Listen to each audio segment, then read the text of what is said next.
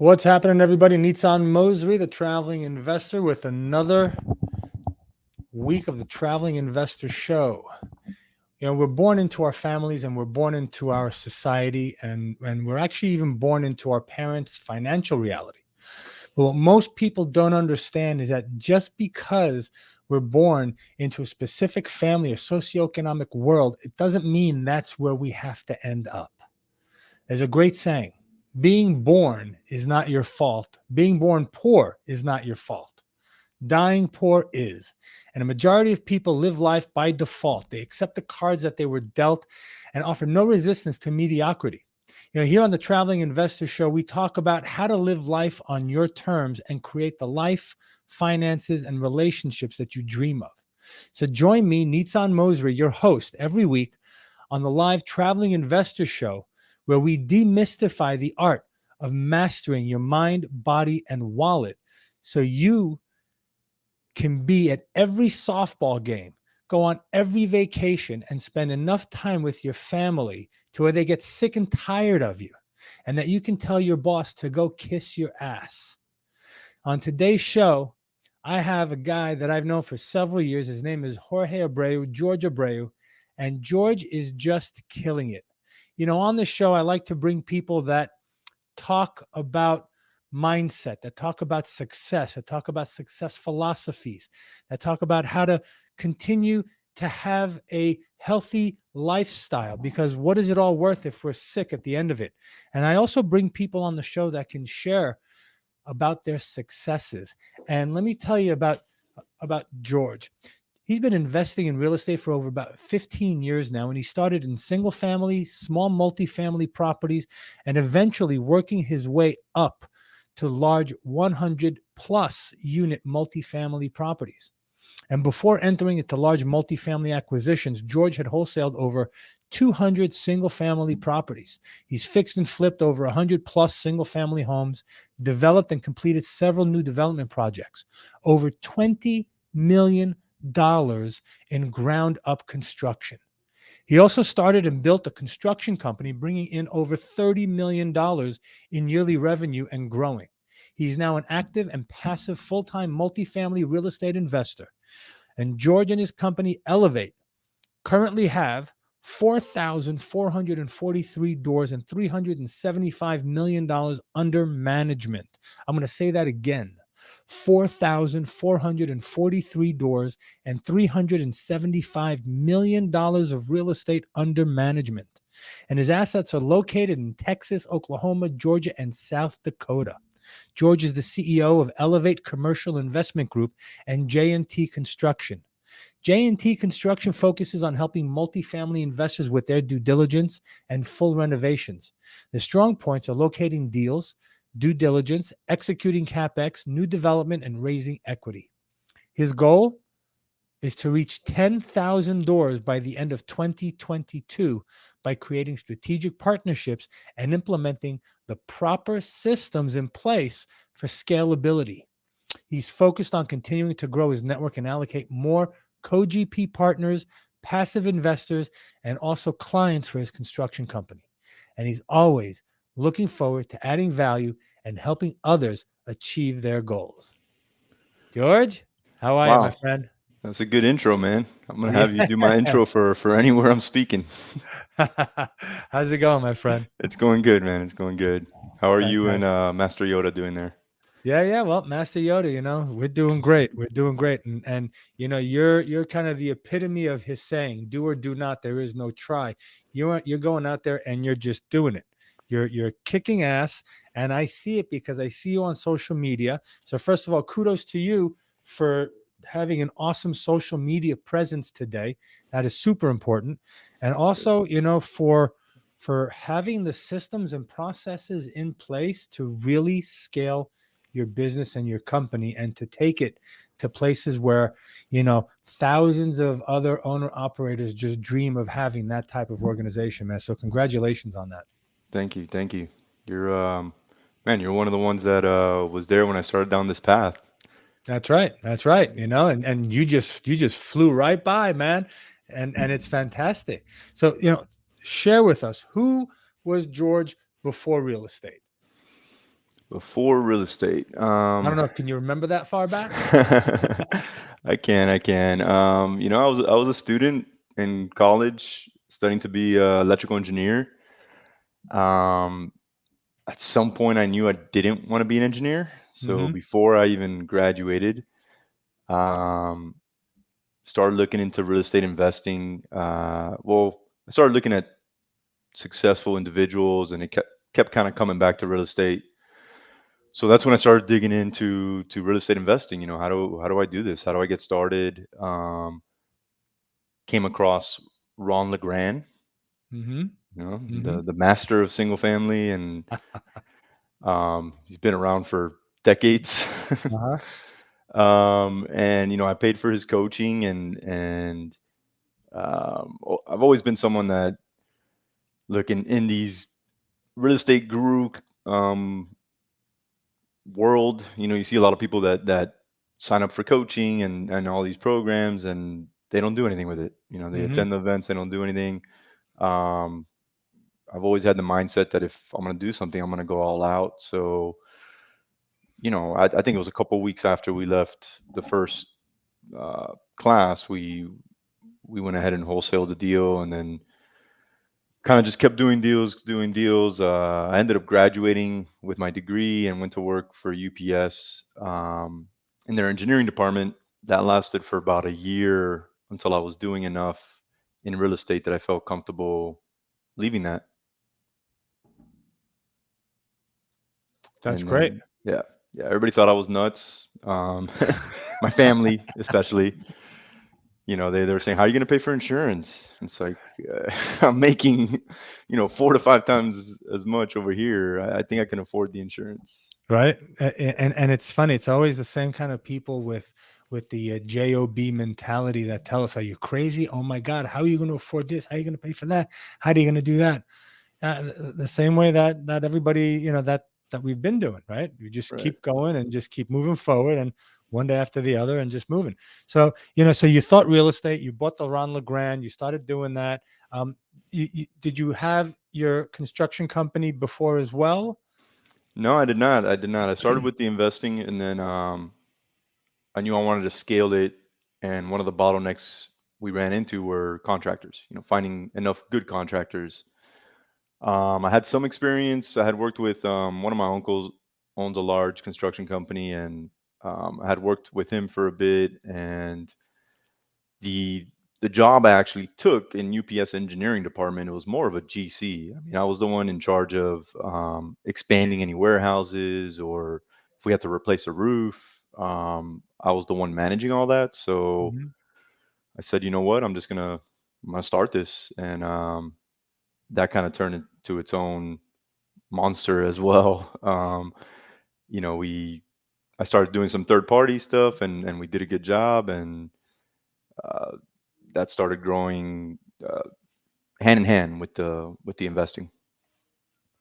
So what made you go into multifamily? What was it about multifamily that kind of triggered you and said, "Aha, that's where we want to be"?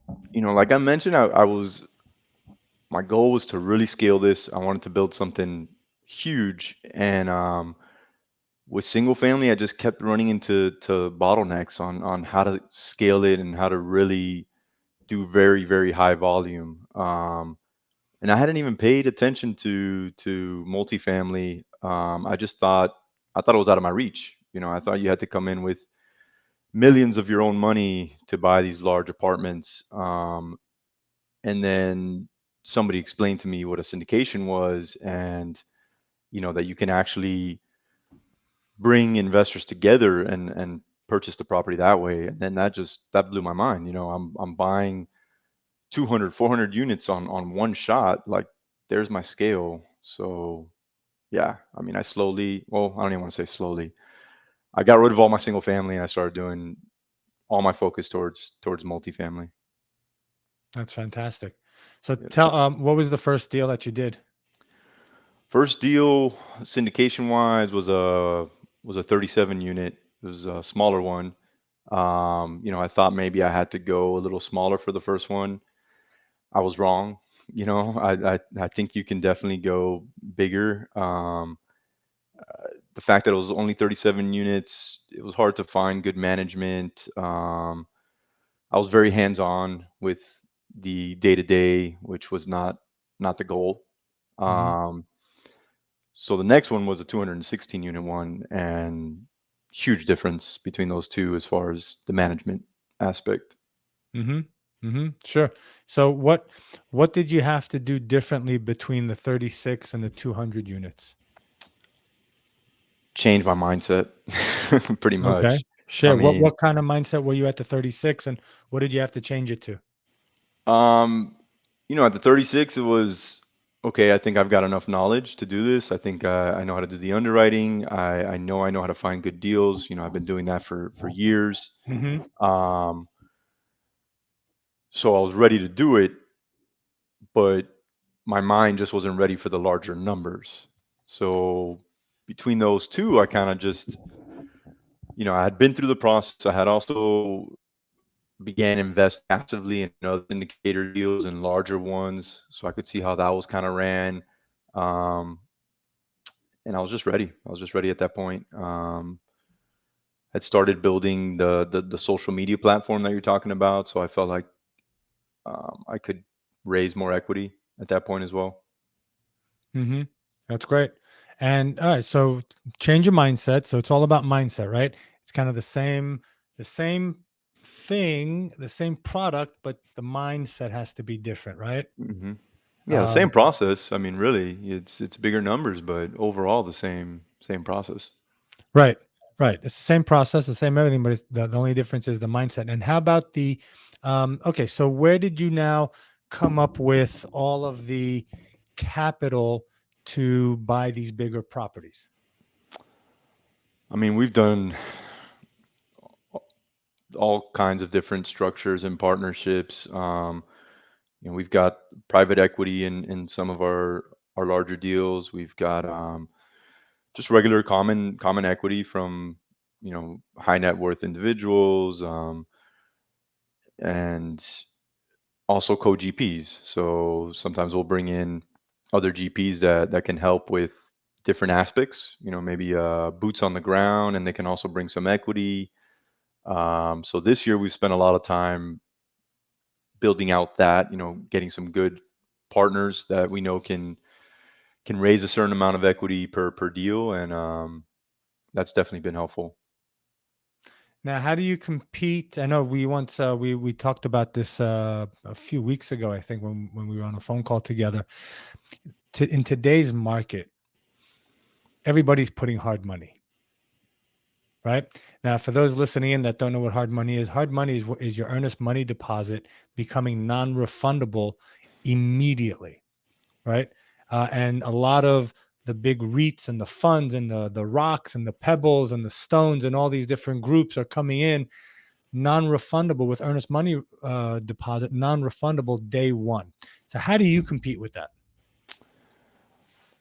You know, um, we were getting away with going off market and even some instances straight to the seller and not having to do that in the beginning.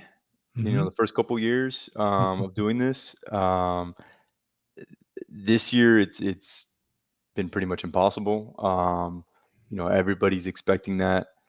Um, so we've had to make sure that one, we've got the liquidity for it, and then we've Hmm. also, if need be, we can bring in some other partners that have more liquidity um, to feel comfortable doing that. Because I mean, some of our deals we're putting 1 million day one hard. That's a lot of money, right? You don't want That's to a lose a lot of million money. dollars. That's a lot of So money. yeah, we lean a lot on our process, and just we no longer assume things. Like when you don't have money hard day one, you can assume some things, and you have that cushion those days Hmm. to make sure, okay, were my assumptions correct. Right. Now, I mean, we've got every number down to the T. We've got our insurance quotes, we've got our tax consultants have looked at the property tax and given us what they think. Um, Definitely try to get an early access if possible, but that's not always you're not always able to do that. Um, So when we do our property tours, we've got our construction team, our in-house construction team is there with us. We're looking at everything that they possibly allow us to look at.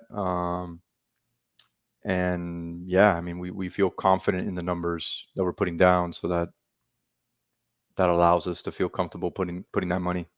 Hmm. So what you're saying is that before the call to offers, you're doing a lot of the homework up front.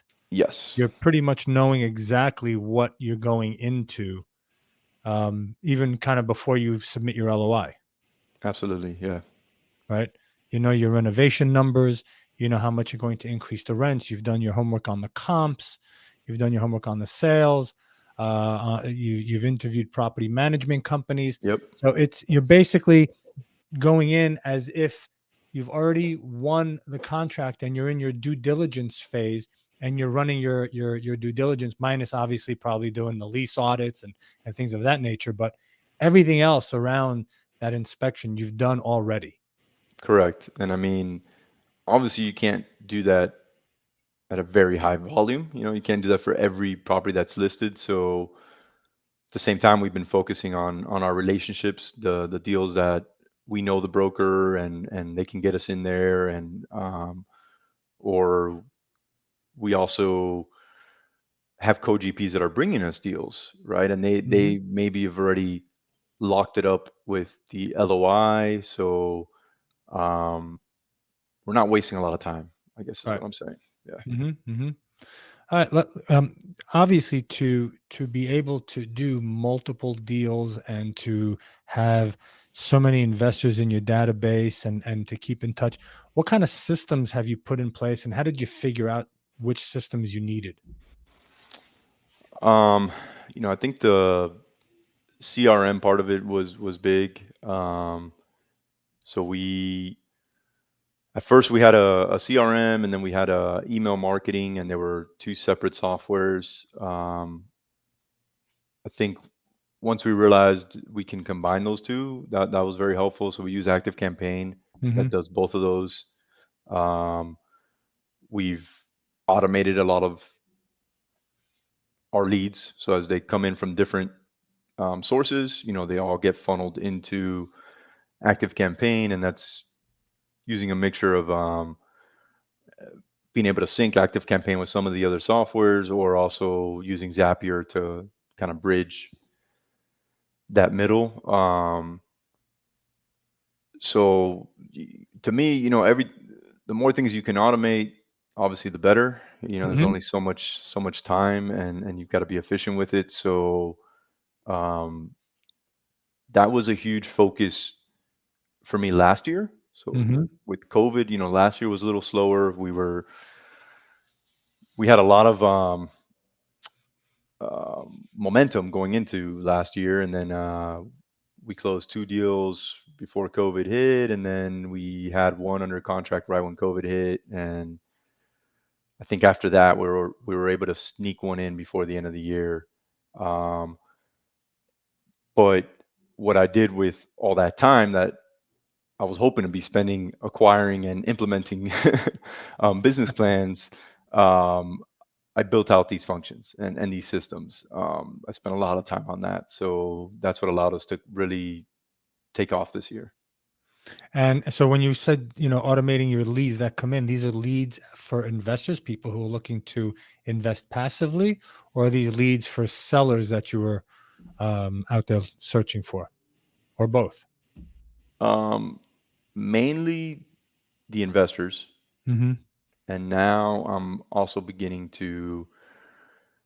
I'm getting a lot of other investors bringing me deals, so I'm working on that right now. Automating that a little bit better, and um, making sure I'm not wasting time looking at stuff that just doesn't make sense, and also um, that it fits our criteria. So Hmm. that's one thing I'm focusing on.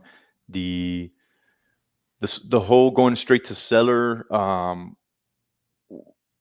We were doing that in the beginning, and we had luck. Our first two deals, so the two that I talked about, the 37 units and the 216, that was straight to the actual owner. Um, it's something I may revisit. We've been getting so many leads from the brokers and also from these co-GPs that I just haven't gone back to it. Mm-hmm. Mm-hmm. Sure. And so, before we came on the show, we were talking about, that you have this huge exponential growth that's happening. What what is what are some of the factors that are responsible for that exponential growth? I think it's a lot of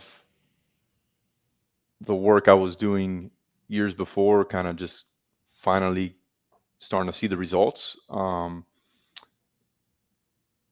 really started putting myself out there on social media, on speaking at events, attending all types of networking events, and it was a grind, and the results weren't instant, but um, it all kind of just came together. Probably last year it started to, and like I said, COVID made that a little difficult, but then this year, um, it all came together. That's great. So you would say systems are probably the one thing that helped with your exponential growth. Systems and networking, Yes, you can, right?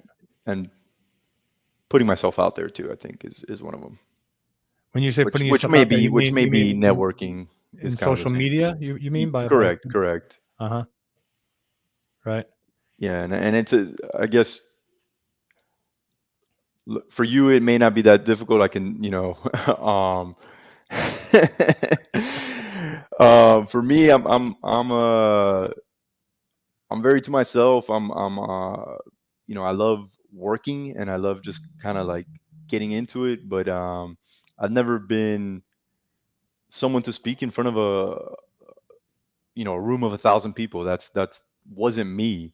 So when I say put myself out there, I mean it was definitely a lot of effort for me to kind of break out of my shell and just go for it.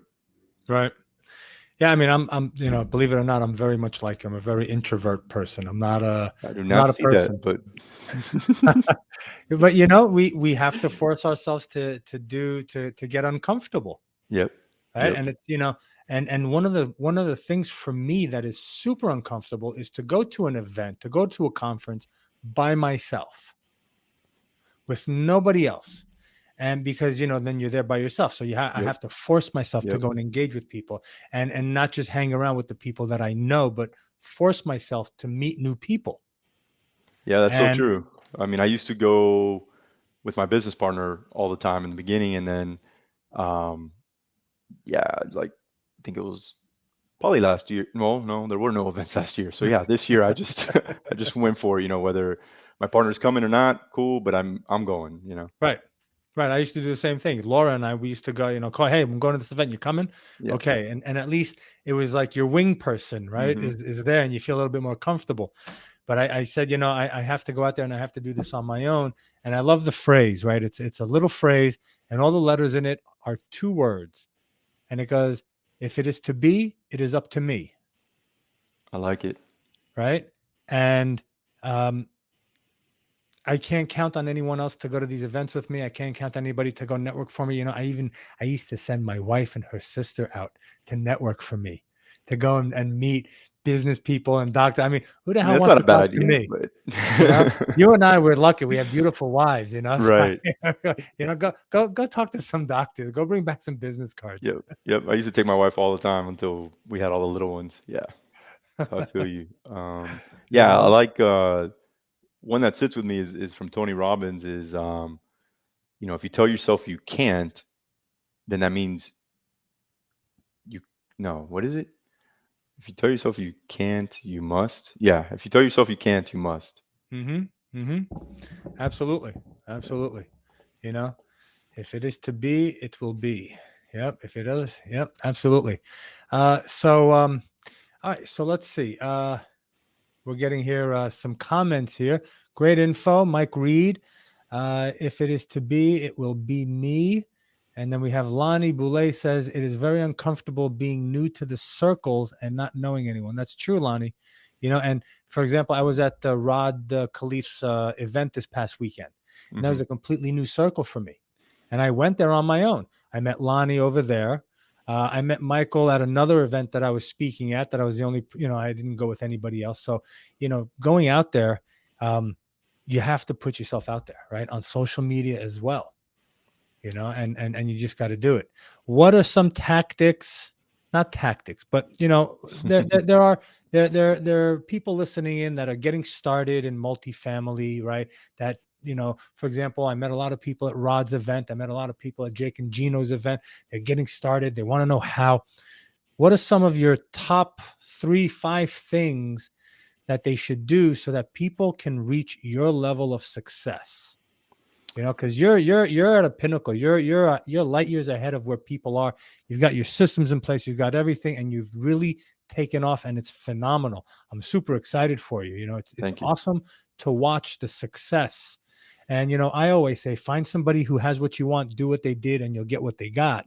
So travelers, anybody listening, anybody watching this, if you want success in multifamily, this is the guy to watch. Watch what he's doing. Watch who he's talking to, who he's networking with, what he's doing on social media, how he's putting his offers together. Watch what he's doing and do what he's doing, and you'll get his success. I want to leave that up to you now.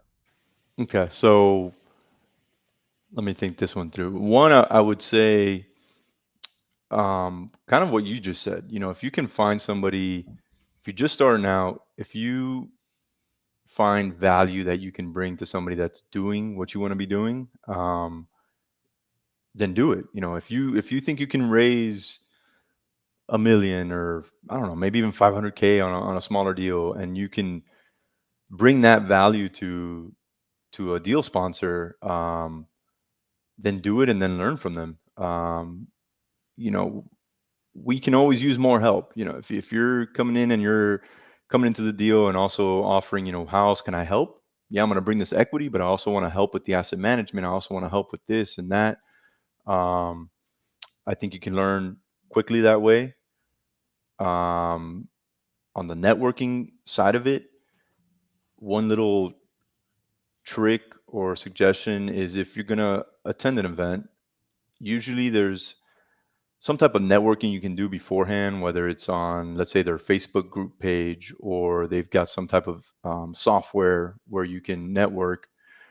Spend the time, spend a couple days going out there and reaching out to people, and set up meetings so that you're not kind of just standing around and having to force yourself to interact to groups of people that you don't know.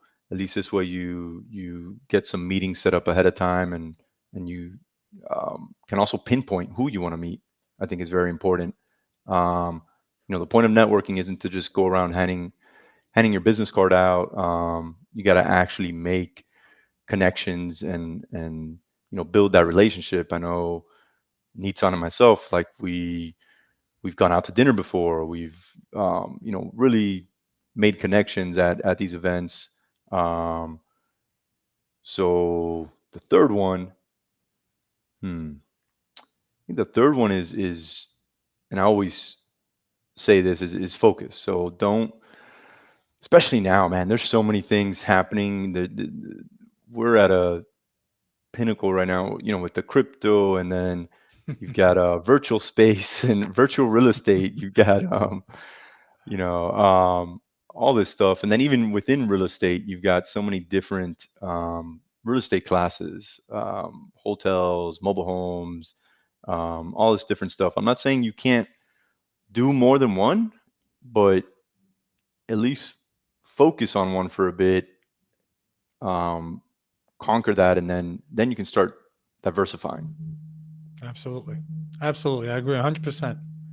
Focus. There's so many shiny pennies out there, especially in real estate, right? Like you said, you got mobile home, then you've got RV parks, then you've got self-storage, then you've got medical, then you've got warehouse, then you've got Oh, it goes on and multifamily. on. Yeah. You got tax liens, tax deeds, tax auctions. Then you got land. You got foreclosures.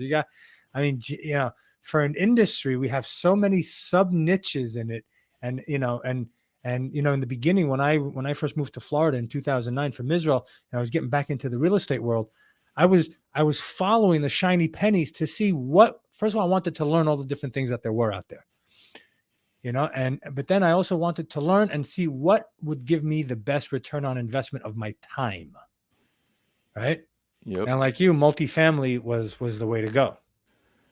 Yeah, no, absolutely. And I mean, I'm like, there may be another one out there that's better, maybe not, but I picked multifamily, and I'm gonna grow it. I'm gonna grow it big, Hmm. and with doing that, I have other goals that I can, once I've got 30,000 units, 20,000 units, there's other things that I can build on to that business.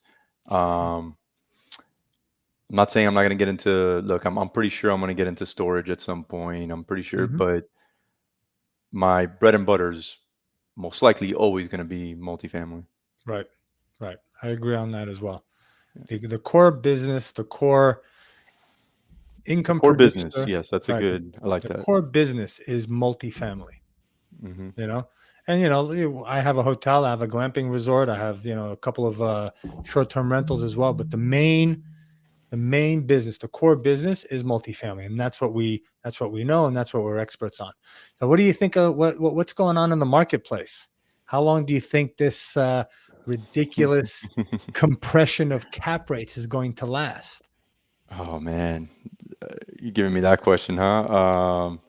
Listen, I get that I get asked that all the time as well. Look, no, I mean, it's a great question. It's a crazy real estate cycle that we're in, right? I mean, I don't Hmm. think I haven't seen anything like it. I've been through the I was in real estate before the crash. Hmm. I'll tell you, I don't think we're going that route. Hmm. I don't think we're going to have a massive, massive um, pushback. Um, the market's got to get soft at some point. Obviously, like, the growth we're having is not sustainable. It's not, um, income is not growing at the same rate. Mhm, mhm. So it's impossible, right? I do think there's a lot of positives for multifamily. I mean, the fact that the home prices are getting so high is stopping people from being able to purchase homes. So Right. now they're renters, and so now that makes sense that the rent growth is going up. And depending on, area specific, there's certain locations that are exploding. Like, I know Dallas, where I'm at, like, it's, exploding at the seams. Like, Mhm, all mhm. these small cities outside of Dallas Fort Worth are just massive growth, and it's real growth. Like, you've got the population growing, you've got Right. employers coming. So that stuff is definitely sustainable. I think a lot of it is going to rely on interest rates. I think the very, very attractive terms that you can get right now on loans is what makes some of these deals work. Um, if that's not there, then, I think it changes for sure. Right.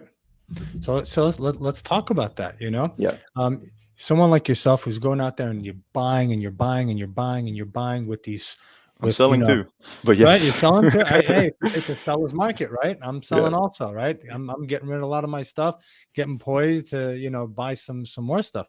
But let me ask you, so when you're buying, how are you how are you protecting the property and your investors from the softening of the market when we're basing our strategies on continuation of rent growth, right, of the inflation, and what does happen when interest rates start going up and cap rates start going up?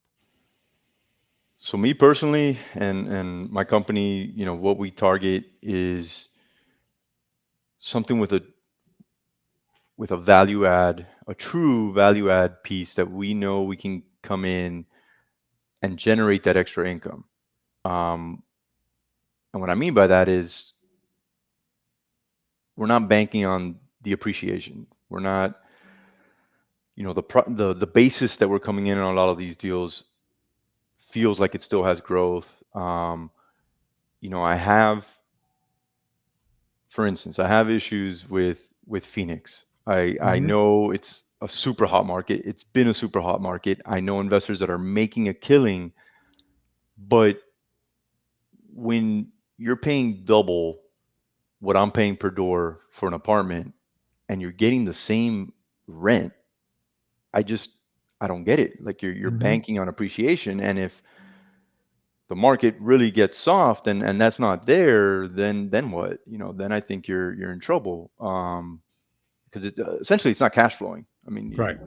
so we focus on properties that are cash flowing, or we see the easy path to get them to cash flow. And even if the market softens, we feel like we have enough room with that. Hmm. Okay. And are your hold times now? Are you extending your hold times, or still around the 3 to 5, 5, 7? It we did a couple long-term holds, some 10 years. We went in with HUD, and that was end of last year. That was two deals. We haven't done another one with that. Well, I take it back. We have done a couple more like that. So I'm not saying every deal, but me personally, I would love to hold on to all the deals long term. That's so I try to figure out a way to structure it where it can get there. Not necessarily every single deal, but uh, so yeah, I'm thinking, and even if it is a 3 to 5 year hold, is what we're saying. I've always got I'm structuring the financing, or I'm thinking, what if we've got to hold it longer? What kind of financing are you putting on the deals? I know the Freddie floater has become a very popular product now because of its low interest rate, short term capability, and a very low prepayment penalty of 1%. And you can get out of it in 6 months, 3 years, plus 2 1-year extensions, right? Yeah, yeah, no. So a big thing happened this year, right? Everybody had gone into these agency loans with these large prepays, and a lot of them were not able to sell their properties that had this massive gain in the equity because of that. So I think the Freddie floater definitely became popular at that point. We've got a couple of those, and then we do have some bridge loans. On the bridge loans, we've been very aggressive on how we negotiate those and the extensions we get in there. I don't think we have one less. I don't think we have any that we can't extend till 5 years. And we're getting rate caps on all of them. So if the rates do go up, we're safe on there. Um, really haven't done. Think we did a straight agency on one. No, that was a Freddie floater. Never mind. Yeah, we have not done any of those this year. Right. So how do you keep track of all your investors and all your different deals?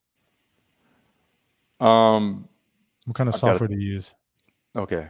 Software wise, Syndication Pro we use for raising the equity, and we pretty much use all the functions. We do our distributions from there. We try to keep everything. We do our updates from the system to our investors. So it's all in one location. Hmm. Then I also have a team to keep track of all this. I mean, it's How many earlier people do this. you have on your team? So we just brought someone else on. Do you pay them a salary, or do you give them a piece of the equity of the deals? Both. Hmm. We've tested different structures, and we've got a mixture. We're heading more towards the salary and maybe some type of bonus, and if they're with us for a while, then maybe some equity into the deals. And in the beginning, it's always when you're starting out the overhead, right? Nobody wants to have huge overhead, especially Hmm. in this business. If you're a deal sponsor and a syndicator, um, it takes a bit to actually start making some cash flow, and um, especially depending on how you structure your deals. Hmm. So now that we've got a decent amount of cash flow coming in, we're kind of leaning more towards the salary, and not so much just giving away equity. Right. In the beginning, it was more equity Yeah, because the correct. cash flow wasn't there and whatnot. So you would give equity. And did you convert those people that you gave equity to salary and equity, or do they still remain equity? We have not converted anybody. Hmm. They're either still on that or not with us, but we did not convert anybody. That makes I think that'd be a tough. I mean, maybe not. You could probably figure it out. But so with the investment company with Elevate, there's a total of five of us, and then on my construction company, which some of those are shared between the two. hmm So construction, I definitely have a higher payroll. There's about close to 20 of us on the construction hmm company. So yeah, about a total team of 25 or so right now. That's awesome, man. Yeah. And so you have people finding you the deals. You have brokers sending you deals on market and off market. Do you underwrite the deals yourself? Do you have other people underwriting them? Other people, I mean, I have an analyst that works with us full time. He handles that. If it looks good on his end, then he sends it over to myself and my partner. Um, at that point, I begin to dig in, but it's easier than starting it from scratch, and Sure. we've trained them, what to put in there, and where to get the numbers and all Mhm. that. Very nice. Yeah. So let's look at the process. So you get a deal, you send it to your underwriter, they underwrite it. If it hmm matches your criteria, then they bounce it back to you. And then you and your partner do the deep dive. For the most part, yes. Yeah, You do the deep dive, and then what? Then you come to an agreement and say, oh, you know what, we're going to submit an LOI. You submit the LOI, correct. right? Your LOI get now. Do you start talking to your investors at the LOI stage? Do you reach out to them only when you have a contract? Um, like a signed LOI? Is that what we're saying? Well, you tell me. When do Yeah, you yeah, approach your definitely. I'm, investors? I'm not gonna, waste their time with something Hmm. that's. I mean, we haven't had many signed LOIs that don't turn to contracts, Hmm. executed contracts. So, I mean, I'm pretty sure we've presented, and this would be a big investor if we're going to present it at that point. Like, I wouldn't go to our 100K, 200K investors until we're ready Hmm. to actually start raising the equity. But yeah, some of our bigger investors, I would definitely share with them. The earlier, the better. And how do you go about? I mean, all right. We're gonna end in a couple of minutes, but this last question, and I know that a lot of experienced investors and a lot of newbies always ask this one question: how do you raise capital? What's the secret sauce? What's the secret sauce for raising equity? Um, Man, so many different ways of doing it. So I don't know if I've got the secret sauce. I think there's probably a better.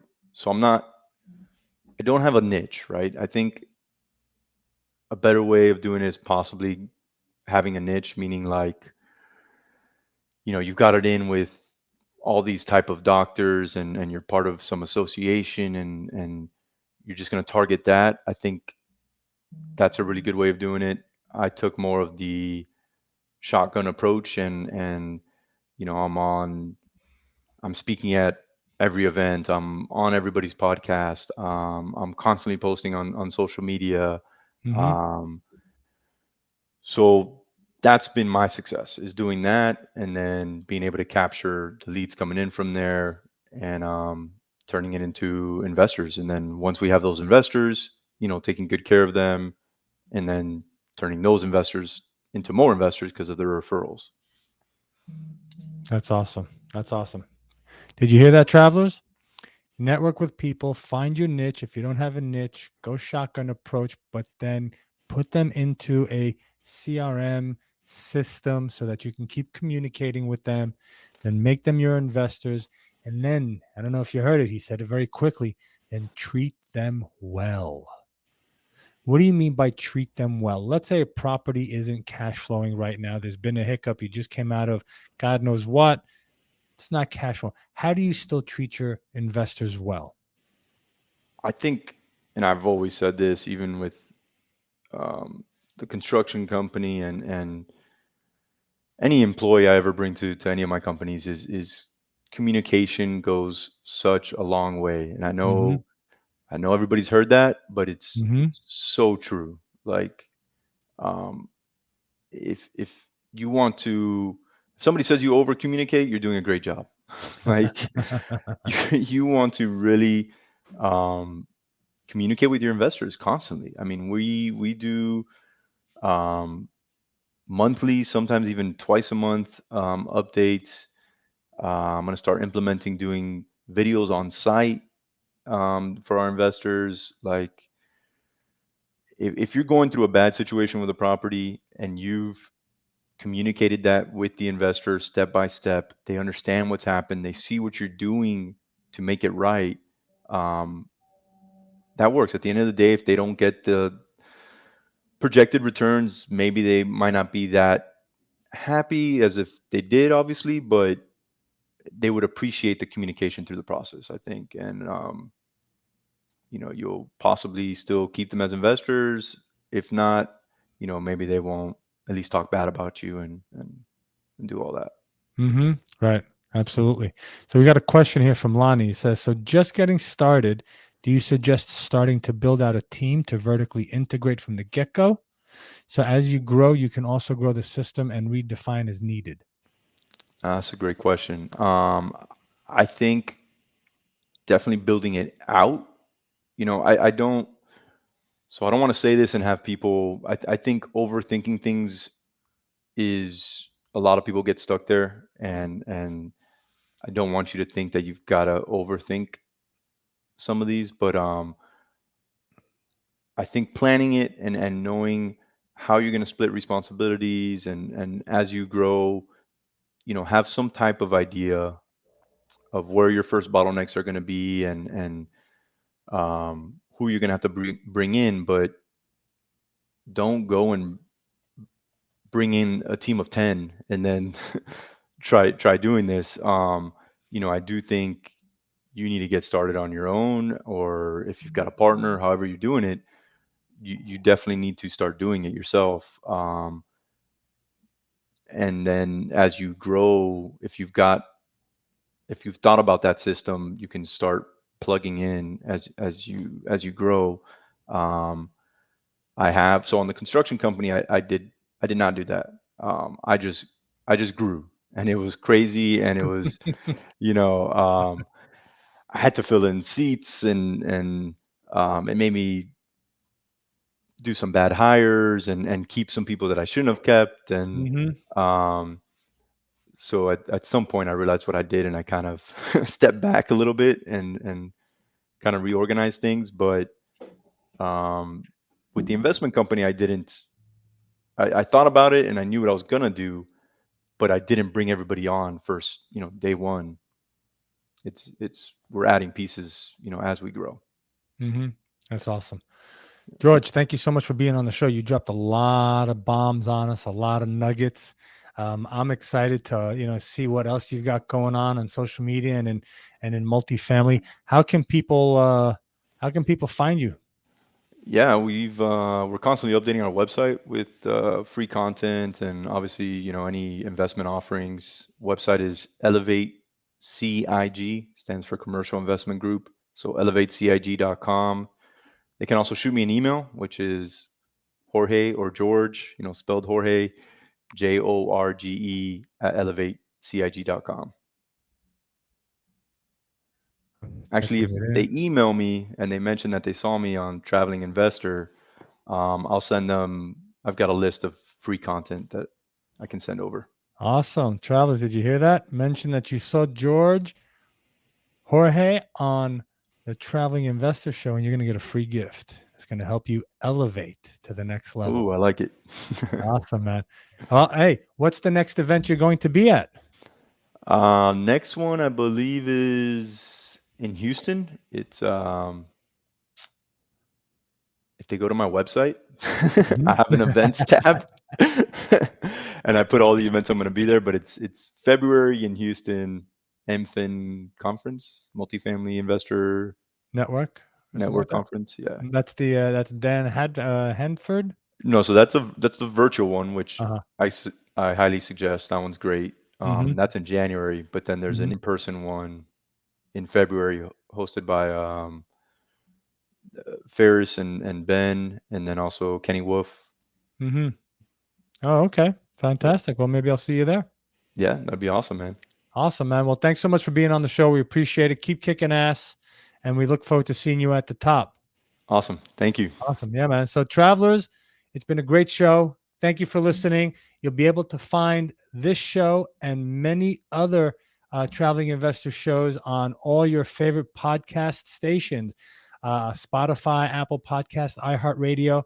Thank you to our sponsors as well, Cornerstone Investment Partners for multifamily acquisitions. And if you ever want to have some passive income, check out Cornerstone Investment Partners. If you're looking to buy or sell your property, look for commercial realty partners.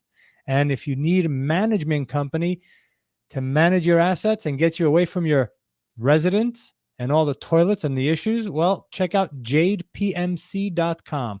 I'm Nitzan Mosery, the traveling investor, your host, and I look forward to seeing you next week somewhere on Spaceship Earth. Take care, guys.